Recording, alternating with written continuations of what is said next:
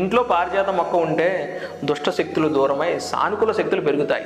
ఇంటి వాతావరణం ప్రశాంతంగా మారుతుంది. లక్ష్మీదేవి అనుగ్రహం లభించి ధనాభివృద్ధి, కుటుంబ ఐక్యత వస్తుంది. ఈ మొక్కను ఎక్కడ నాటాలో ఇప్పుడు తెలుసుకుందాం. వాస్తు నిపుణుల ప్రకారం పారిజాత చెట్టును ఈశాన్య దిశలో నాటడం అత్యంత శుభప్రదం. లేదా ఇంటికి ఉత్తరం లేదా తూర్పు దిశలో కూడా నాటవచ్చు. ముఖ్యంగా తులసి పీఠం దగ్గర పారిజాత మొక్క ఉంటే అది లక్ష్మీదేవికి ఇష్టమైన స్థానం అని చెబుతారు. పారిజాత పూలు శ్రీ మహావిష్ణువు, లక్ష్మీదేవి, దుర్గాదేవి పూజల్లో తప్పనిసరిగా ఉపయోగిస్తారు.